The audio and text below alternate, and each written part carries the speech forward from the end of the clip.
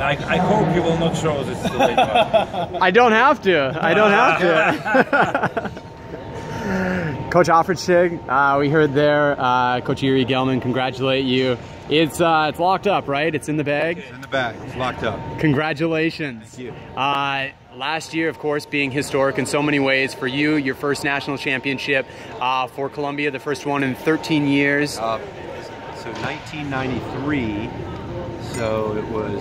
Wow, maybe it's 21 years. Yeah, 22 years. 22 years, yeah. All right. Well, it's nice that you can limit that dry spell time and instead flip it the other way around. What contributed to this year's title? Well, you know, the 12 individuals that fenced, they gave everything that they could.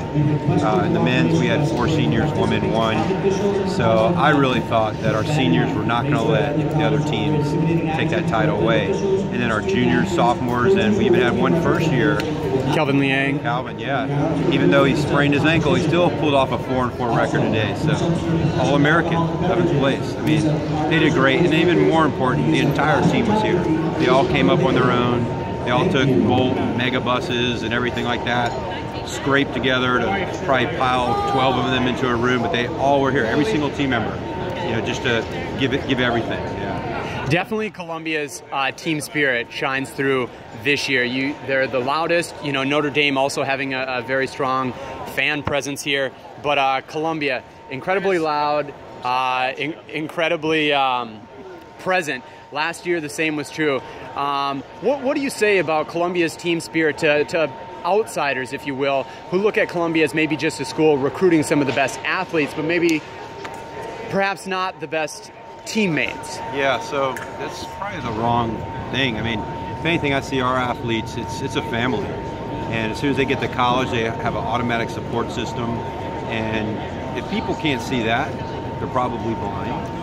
But if anything, we're brothers and sisters, and that's another reason why we won, because they're not just fencing for themselves, they're fencing for their team, and that's the big difference of Columbia fencing. And I think, you know, you highlighting the efforts to not only get up here, but then to, you know, cram together and be efficient in being here definitely speaks to that. Now, Coach Offertstig, a few kind of side stories. You have senior Brian Rowe, men's epéist, incredibly strong year last year, perhaps the #2 guy in the country behind teammate Jake Hoyle.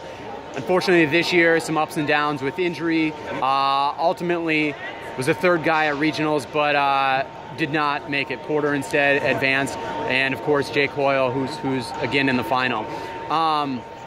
For you as a coach, seeing someone like Brian Rowe, an incredible teammate, incredible fencer, incredible student athlete, you know, how do you feel about kind of his story and not being able to be here this year? I was, of course, very sad for Brian not qualifying.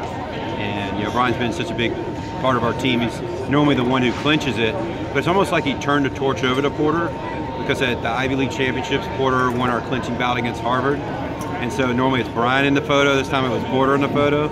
And so it just, you know, that's the way I feel about our team. It's like, of course Brian wanted to be there, but Brian was here. He was there screaming, helping Porter, helping Jake, and, you know, so even though he wasn't fencing, he was there. And Brian's been such an asset to the team. It's going to be really sad losing him. Definitely. You know, talking about another asset that you may potentially lose, Jake Hoyle, just walking by there, seeing how relaxed he is in his playfulness just before, you know, another one of the biggest bouts of his life to date. What's Jake experiencing right now, and what are you expecting of him here in the final? Expecting Jake to go out there and, you know, perform his best. I mean, that's all we ask from our athletes. And, you know, do I think he can win? Absolutely. Do I think his opponents can win? Sure. I'm a little biased. I want Jake to win, but, you know, it's like the goal is over. Team championship. We all get rings. Now we call this a bonus round. So Jake's gonna go out there and have some fun like he did last year. Nice. To that point, Coach, Jake, in order to not just have fun, but get to perhaps his #1 goal of individual title, he's going to have to go through another NCAA national champion and the St. John's guy.